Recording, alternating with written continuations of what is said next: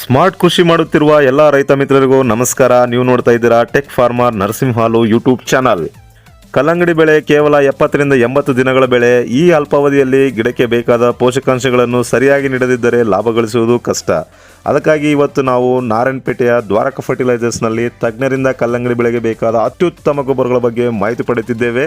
ಇವತ್ತಿನ ವಿಡಿಯೋದಲ್ಲಿ ನಾವು ಮೊದಲ ಹಂತದ ಗೊಬ್ಬರಗಳ ಬಗ್ಗೆ ಸಂಪೂರ್ಣವಾಗಿ ಚರ್ಚಿಸೋಣ. ಬನ್ನಿ ವಿಡಿಯೋ ಶುರು ಮಾಡೋಣ. ರೈತ ತಮ್ಮ ಹತ್ರ ಬಂದು ನಮ್ಮ ವಾಟರ್ ಮಿಲನ್ ಬಗ್ಗೆ ನಾಲೆಜ್ ಇಲ್ಲ, ಅದ್ರ ಬಗ್ಗೆ ಗೊತ್ತೇ ಇಲ್ಲ. ಅಂತ ರೈತರಿಗೆ ನೀವು ಯಾವ ರೀತಿಯಾಗಿ ಸಜೆಷನ್ ಮಾಡ್ತೀರಿ, ಯಾವ ರೀತಿಯಾಗಿ ಮಾಹಿತಿ ಕೊಡ್ತೀರಿ, ಅದ್ರ ಹೆಂಗ ಉಳುಮೆ ಮಾಡ್ಬೇಕು, ಯಾವ ರೀತಿಯಾಗಿ ಮಾಡಿದ್ರೆ ಫಲ ಯಾವ ಎಷ್ಟು ದಿನಕ್ಕೆ ಬರುತ್ತೆ, ಅದ್ರ ಮಾಹಿತಿ ಸಂಪೂರ್ಣ ಮಾಹಿತಿ ಕೊಡ್ರಿ ಸರ್. ಒಬ್ಬ ಫಾರ್ಮರ್ ಬಂದು ಜೀರೋ ನಾಲೆಜ್ ಇದ್ದು ಡ್ರಿಪ್ ವಾಟರ್ ಮೇಲೆ ಹಚ್ಚಬೇಕಂತ ಮೈಂಡ್ ಅಲ್ಲಿ ಇತ್ತು ಸರ್. ಅವ್ರಿಗೆ ಏನೇನು ಬೇಕಾಗುತ್ತೆ, ಎಂತೆಂತ ಅಂದ್ರೆ ಏನೇನು ಹಂತಗಳಿದೆ ಹಂತಗಳು. ಫಸ್ಟ್ ಬಂದು ಭೂಮಿನ ಅದ ಮಾಡ್ಕೋಬೇಕು. ಯಾವ್ದೇ ಕ್ರಾಪ್ ಫೀಲ್ಡ್ ಅಂದ್ರೆ ಬ್ಯಾಕ್ ಸೈಡ್ ಒಂದು ಬೇರೆ ಕ್ರಾಪ್ ಹಾಕಿದ್ರು ಅಂದ್ರೆ ಹಾರ್ವೆಸ್ಟಿಂಗ್ ಆದ್ಮೇಲೆ ಅಂದ್ರೆ ಭೂಮಿನ ಅದ ಮಾಡ್ಕೋಬೇಕಂತಂದ್ರೆ ಆ ಭೂಮಿ ಅದ ಹೇಳ್ತೀನಿ ಭೂಮಿ ಅದ ಮಾಡ್ಬೇಕಂದ್ರೆ ಈಗ ಫಸ್ಟ್ ದೊಡ್ಡ ನಾಯಿಗೆ ಹೊಡಿಬೇಕು. ಪ್ರತಿಯೊಂದು ಆಧುನಿಕ ತಂತ್ರಜ್ಞಾನಗಳಿಂದ ಮಾಡಬೇಕು ಸರ್. ಯಾಕಂದ್ರೆ ಫಾರ್ಮರ್ ಇಂದ ಮಾಡಕ್ಕಾಗಲ್ಲ. ಭೂಮಿ ಲ್ಯಾಂಡ್ ಪ್ರಿಪರೇಷನ್ ಮೇನ್ ಇಂಪಾರ್ಟೆಂಟ್ ಇದರಲ್ಲಿ. ಇದು ಬಂದು ಫಸ್ಟ್ ದೊಡ್ಡ ನಾಯಿಗೆ ಹೊಡಿಸ್ತೀವಿ ನಾವು, ಪ್ರತಿ ರೈತರಿಗೆ ಹೇಳ್ತೀವಿ.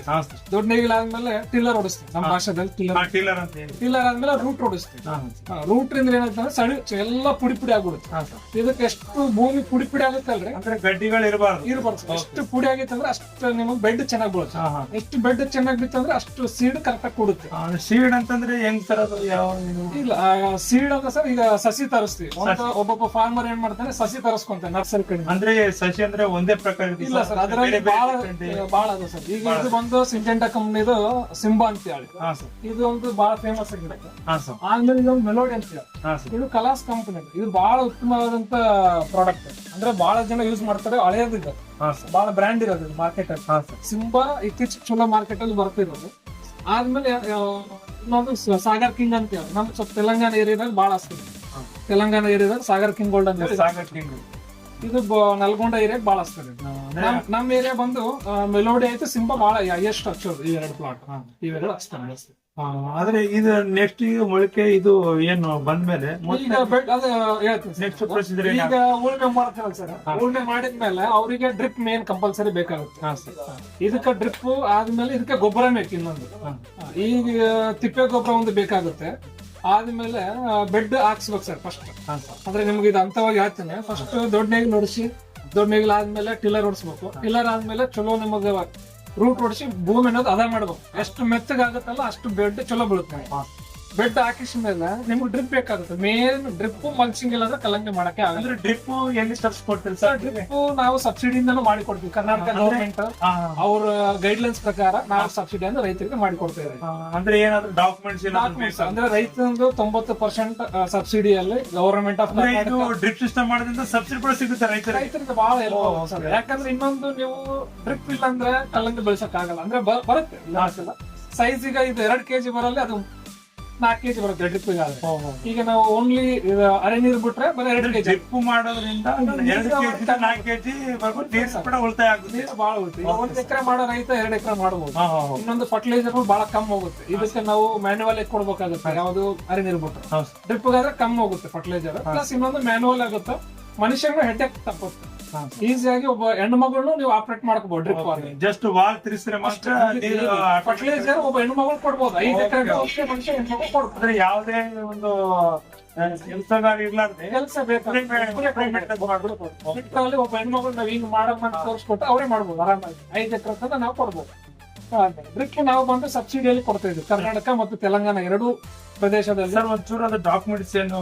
ತೆಲಂಗಾಣದಲ್ಲಿ ಬಂದು ಕರ್ನಾಟಕದಲ್ಲಿ ಬಂದು ಆಧಾರ್ ಕಾರ್ಡ್ ಒಂದು ಬೇಕಾಗುತ್ತೆ ರೈತರದ್ದು. ಪಾನಿ ಹೋಲ್ಡಿಂಗು, ನೀರು ಬಳಕೆ ಮತ್ತೆ ಬ್ಯಾಂಕ್ ಪಾಸ್ ಬುಕ್ ಜಿರಾಕ್ಸ್. ಆದ್ಮೇಲೆ ರೈತರ ವಂತಿಗೆ 10% ಬರುತ್ತೆ ಗವರ್ಮೆಂಟ್ ಆಫ್ ಇಂಡಿಯಾದ ಕರ್ನಾಟಕದ್ದು. ಫಾರ್ಮರ್ ಶೇರ್ ತಗೊಂಡು ಮಾಡ್ತಾ ಇದ್ದೀವಿ ನಾವು. ಆದ್ಮೇಲೆ ತೆಲಂಗಾಣದಲ್ಲೂ ಸಹ ಮಾಡ್ತಾ ಇದ್ದೀವಿ, ನಾವೇ ಮಾಡ್ತಾ ಇದ್ದೀವಿ ತೆಲಂಗಾಣ. ಅಲ್ಲಿನೂ 10% ಸೇಮ್ ಇದೆ ಗವರ್ಮೆಂಟ್. ಅಂದ್ರೆ ನೀವು ಕರ್ನಾಟಕ ಕೂಡ ಮಾಡ್ತೀರಿ, ತೆಲಂಗಾಣ ಮಾಡ್ತೀರಿ. ಎರಡು ಏರಿಯಾಕ್ಕೆ ಮಾಡಿ ಕೊಡೋದು. ಬಹಳ ರೈತರಿಗೆ ಒಳ್ಳೆ ಒಂದು ಅದ್ರ ಬಗ್ಗೆ ಅರಿವಿಲ್ಲ ಅಂದ್ರೆ ಕೂಡ ತಾವು ಮಾಹಿತಿ ತಿಳಿಸ್ಕೊಡ್ತೀವಿ. ನಮ್ದೊಂದು ಟೀಮ್ ಇದೆ ಸರ್. ಒಬ್ರು ಫೀಲ್ಡ್ ವಿಸಿಟ್ ಮಾಡ್ತಾರೆ ಪ್ಲಾಟಿಗೆ. ಅವರು ಪ್ರತಿಯೊಂದು ಯಾರೇ ಕಲ್ಲಂಗಡಿ ಹಚ್ಚಿದ್ರು ಆ ಪ್ಲಾಟಿಗೆ ಹೋಗಿ 10 days 15 days ಮಧ್ಯದಲ್ಲಿ ಒಂದ್ಸರಿ ವಿಸಿಟ್ ಕೊಟ್ಟು ಬರ್ತಾರೆ. ಹಾ ಸರ್ ಆದ್ಮೇಲೆ ಡ್ರಿಪ್ ಅಲ್ಲಿ ನಮ್ಮ ಹುಡುಗರು ಅದಾರ ಸರ್ ಇನ್ಸ್ಟಾಲೇಷನ್ ಮಾಡೋದು. ಒಂದ್ 3-4 ಜನ ಡ್ರಿಪ್ ಫಿಟ್ಟಿಂಗ್ಸ್ ಮಾಡೋ ಹುಡುಗರು. ಹೌದು. ಈಗ ಡ್ರಿಪ್ ಸಿಸ್ಟಮ್ ಆದ್ಮೇಲೆ ಸರ್, ಈಗ ಡ್ರಿಪ್ ಆದ್ಮೇಲೆ ಅದ್ರ ಏನು ಮುಂದಿನ ಸರ್ ನೆಕ್ಸ್ಟ್ ಸರ್ ಡ್ರಿಪ್ ಆದ್ಮೇಲೆ ನೀವು ಡ್ರಿಪ್ ಚಾಯ್ಸ್ ಮಾಡ್ಕೊಂತಾರಲ್ಲ ಸರ್, ಈಗ ಯಾವ್ದೇ ಕಂಪ್ನಿ ಇರಲಿ ಸರ್, ನಾನೇ ಇರ್ಲಿ ಇನ್ನೊಬ್ಬ ಡೀಲರ್ ಚಾಯ್ಸ್ ಮಾಡ್ಕೊಂತೀವಿ ಸರ್. ಡ್ರಿಪ್ ಆದ್ಮೇಲೆ ಮಲ್ಚಿಂಗ್ ಇಂಪಾರ್ಟೆಂಟ್. ಇದಕ್ಕೆ ಮಲ್ಚಿಂಗ್ ಬಂದ್ರೆ 21 ಮೈಕ್ರಾನ್ ಅಂತ ಬರುತ್ತೆ, 25 ಬರುತ್ತೆ ಮ್ಯಾಕ್ಸಿಮಮ್. ಇದು ಯಾಕಂದ್ರೆ ಶಾರ್ಟ್ ಕ್ರಾಪ್ ಆಗಿ 21 ಮೈಕ್ರಾನ್ ಯೂಸ್ ಮಾಡ್ತಾರೆ ಎಲ್ಲ ಇಲ್ಲಿ ನಮ್ ಕಡೆ ನಮ್ಮ ಭಾಗದಲ್ಲಿ ಎಲ್ಲಾ ಭಾಗದಲ್ಲಿ. ಕಲ್ಲಂಗಡಿಗೆ ಬಂದು 21 ಮೈಕ್ರಾನ್ ಅಂತ ಶಾರ್ಟ್ ಟೈಮ್ ಕ್ರಾಪ್ ಇದೆ, 60 ದಿನದಲ್ಲಿ ಬರೋ ಬೆಳೆ. ಅದರಿಂದ ಇದು 21 ಮೈಕ್ರಾನ್ ಯೂಸ್ ಮಾಡ್ಕೋಬಹುದು. ಆದ್ಮೇಲೆ ಇನ್ನೊಂದು ಇದರಲ್ಲಿ ಬೆಡ್ ಹಾಕಿದ್ಮೇಲೆ ಬೇಸಲ್ ಡೋಸ್ ಅನ್ನೋದು ಬಹಳ ಇಂಪಾರ್ಟೆನ್ಸ್. ಬೇಸಲ್ ಡೋಸ್ ಅಂದ್ರೆ ಗೊತ್ತಾಗಲ್ಲ. ಬೇಸಲ್ ಡೋಸ್ ಅಂದ್ರೆ ಯಾಕಂದ್ರೆ ನಮ್ಮ ರೈತರಿಗೆ ಈಗ ನಮ್ಮ ಭಾಷೆಯಲ್ಲಿ ಹೇಳ್ಬೇಕಂದ್ರೆ ಅದು ಬೇರೆನೆ ಇರುತ್ತೆ. ಬೇಸಲ್ ಡೋಸ್ ಯಾಕಂದ್ರೆ ಈಗ ಕಲ್ಲಂಗಡಿ ಅನ್ನೋದು ಹೊಸ ಬೆಳೆ ನಮ್ಮ ಏರಿಯಾಕ್ಕೆ ಯಾವಾಗ ಇರ್ಲಿಲ್ಲ ಸರ್. ಈಗ ಒಂದು 3 ವರ್ಷದಿಂದ ಬಹಳ ಏರಿಯಾ ಪಿಕಪ್ ಆಗೈತೆ. ಈಗ ಇದಕ್ಕೆ ಬೇಸಲ್ ಡೋಸ್ ಬಹಳ ಇಂಪಾರ್ಟೆಂಟ್ ಕಲ್ಲಂಗಡಿಗೆ ಅಂತ. ತಿಪ್ಪಿ ಗೊಬ್ಬರ ಆಗ್ಬೇಕು ಫಸ್ಟ್ ಆಫ್ ಆಲ್ ಅಂತ ನಾವು. ಆದ್ಮೇಲೆ DAP, ಪೊಟ್ಯಾಷಿಯಂ, ಮತ್ತೊಂದು ಏರಿಸ್ ಕಿಟ್ ಅಂತ ಹೇಳಿ ಬರುತ್ತೆ. ಅದರಲ್ಲಿ ನಿಮಗೆ 30 kg 125 ಗ್ರಾಮ್ ಇರುತ್ತೆ. ಒಂದು 10 kg ಕಾಲ್ಬೂರ್ ಅಂತ ಇರುತ್ತೆ.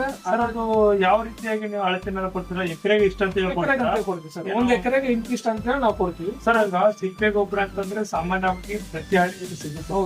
ಈಗ ರಾಸಾಯನಿಕವಾಗಿ ಇವೇನ್ ಕೆಲವು ಕೆಮಿಕಲ್ಸ್ ಅವು ಯಾರು ತರಿಸ್ಕೊಡ್ತಾರೆ ಸರ್? ಸರ್ ನಾವು ನಮ್ಮ ಅಂಗಡಿಯಲ್ಲಿ ಸಿಗುತ್ತೆ. ನಮ್ಮ ಅಂಗಡಿಯಲ್ಲೇ ಸಿಗುತ್ತೆ ಅಂದ್ರೆ ಯಾವುದೇ ಕಂಪನಿ ಏನೇ ಕಂಪನಿಗೂ ಸಿಗುತ್ತೆ ಸರ್. ನೀವು ಸಿಗುತ್ತೆ ಬಂದು ಅದ್ರ ಬಗ್ಗೆ ಮಾಹಿತಿ. ಈಗ ರೈತ ಬಂದು ನಾನು ಕಲ್ಲಂಗಡಿ ಹಚ್ಚಬೇಕಂದ್ರೆ ಅವರಿಗೆ ಡ್ರಿಪ್ ಇಂದ ಹಿಡ್ಕೊಂಡು ಹಾರ್ವೆಸ್ಟಿಂಗ್ ತನಕ ನಾವು ಸಪೋರ್ಟ್ ಮಾಡ್ತೀವಿ. ನಮ್ಮಲ್ಲಿ ಸಬ್ಸಿಡಿಯಲ್ಲಿ ಡ್ರಿಪ್ ಸಿಗುತ್ತೆ, ಮಲ್ಚಿಂಗ್ ಸಿಗುತ್ತೆ, ಬೀಜನೂ ಸಿಗುತ್ತೆ, ಎಣ್ಣೆನೂ ಸಿಗುತ್ತೆ, ಮಸಾಲೆನೂ ಸಿಗುತ್ತೆ, ಫರ್ಟಿಲೈಸರ್ನೂ ಸಿಗುತ್ತೆ. ಹಾರ್ವೆಸ್ಟಿಂಗ್ ರೈತರಿಗೂ ನಾವು ಕಟಿಂಗ್ನು ವೆಂಡರ್ಸ್ ಕರೆಸ್ತಾ ಇದ್ದೀವಿ.